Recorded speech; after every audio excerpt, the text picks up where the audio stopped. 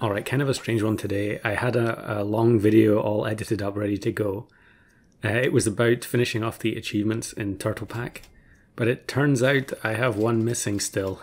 And so I'm going to have to go back to the drawing board on that one and get the last achievement before I upload that video.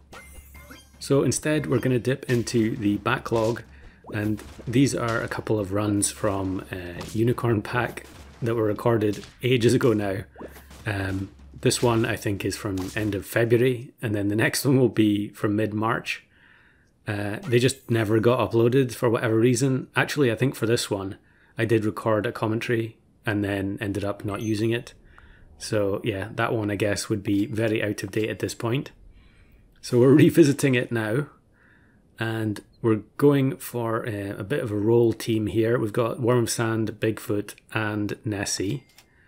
And yeah, I think this is probably during the phase where I'm realizing how bad Worm of Sand is. I haven't actually checked, but I think on the test server it is getting slightly buffed, that it's only going to be 5 rolls instead of 6 now. I don't know how much that'll help it, but you know, anything is appreciated.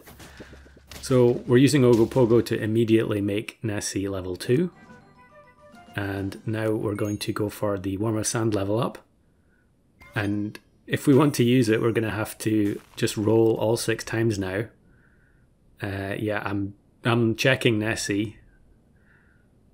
I think at some stage Nessie did used to start with 1 roll, or there was some kind of bug whereby the roll pets would always have 1 roll, because the initial shop roll, where all the pets get refreshed at the very start of turn, actually counted as a roll. But I think that's been fixed for quite a while. But using Ogopogo to instant level 2 stuff at the front can really help you, can really carry you for quite a while. Now here I'm not sure why I combined the Nessies, because I'm sure it's going to be in the thumbnail, but we're going for an entire team of Nessies here.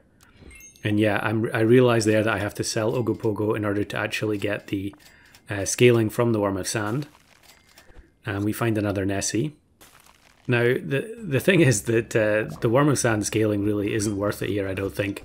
I should probably just be you know, using my gold to find more Nessies. And then as soon as you bring in extra Nessies, the value of the rolls just increases anyway. I don't think having huge stats on Nessie is particularly necessary. Although maybe here, because I'm on 1 heart, only 4 wins turn 11, I've got a long way to go. Maybe I'm thinking that I must have big stats to have a chance. But now that we have a second Nessie, the Bigfoot is going to stop leeching any of the buffs. And I think, yeah, I guess at this stage, Unicorn was still probably, I mean, it was figured out fairly quickly, I think. But probably it's a little bit different than it is at the moment.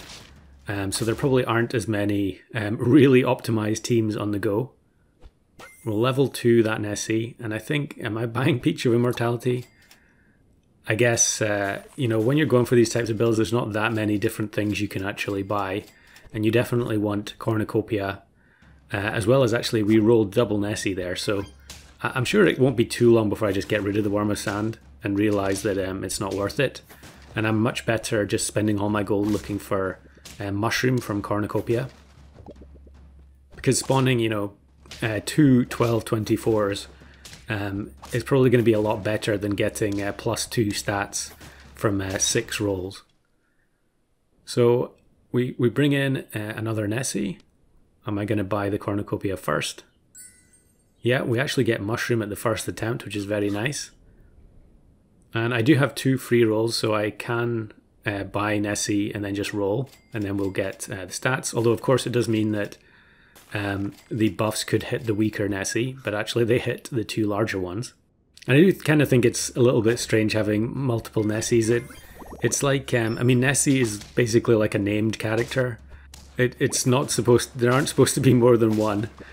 I suppose it's even weirder that it's in a pack of mythological creatures when everyone knows that Nessie is definitely real, and everyone in Scotland has seen Nessie in the flesh. And surprisingly I actually combined there, but weirdly the shop keeps giving me double Nessie, And I shouldn't have rolled past that cornucopia there. That could have been another mushroom. It could have been a melon. And those kind of perks are so valuable, especially in a pack where you know, your opponents may have been buying cornucopias and only getting soft ice or you know, orange or something like that. But we end up winning there anyway. And I think sooner or later I'm just going to have to sell both of these units. Yeah, Bigfoot. I obviously I like getting the free rolls, but because there's a cap on Nessie's rolls now, it doesn't really matter too much having the Bigfoot, because you can pretty easily manufacture those extra rolls per turn. Since there's so few things that we actually care about buying, yeah, I'm very reluctant to get rid of it here. For the very weak scaling that we're getting from Worm of Sand. And with the double chocolate frozen, I'm actually blocking myself from finding more cornucopias, so definitely a lot of misplays going on, I think. But we face a Salmon of Knowledge that actually makes our Mushroom Nessie level 3, which I could be wrong, but I think that gets us the win in the end here. Maybe we would have won anyway, but yeah. The level 3 makes quite a big difference. So that's 9, and now we just need to... Okay, am I going to roll here for the buffs from the Worm of Sand? Wow, really committed to getting those Worm of Sand buffs. So we get rid of it now, bring in the other two Nessies, make sure that the level 2 with Mushroom is not at the front. Maybe a case for actually playing it third, in case the opposing team has Visitor. But it is a werewolf team, level 3 werewolf, which is one of the most pointless units in the game because there's no reason to ever get it to level 3. But the Nessie spawn stats are so high that it's a very, very comfortable win, even though they had a 50-50 unit. So that one's been in the tank for a long time, finally gets an A-ring. Now, this one is, we're going for all Lucky Cats. And this is using the Quetzalcoatl plus Team Spirit method. I think this method is basically unchanged from the beginning. There was a lot of stuff that was toned down. Obviously, Jersey Devil was a very good way of getting a 5 of a kind prior to the first patch. But, you know, that was fixed. And then, you know, this probably became the best method overall. Although, of course, it's only going to work...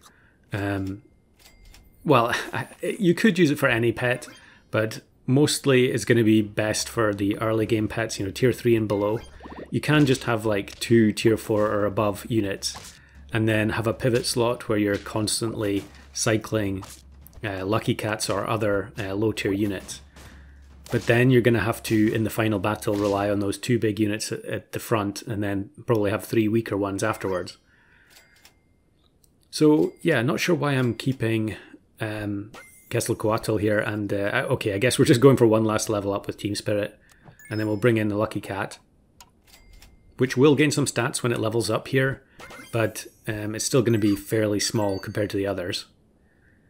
And then we actually now have to sell a 2344 Quetzalcoatl, which could be quite painful, but honestly a lot of teams that you face in Golden Pack are going not Golden Pack, Unicorn Pack, are going to struggle against a full squad of pretty big stats. Now there, we got very lucky to escape with a win there, and you know, it makes it even more risky selling off that Quetzalcoatl to bring in another Lucky Cat, but we get 2 on the same roll, and then we can buy a perk from the Cornucopia.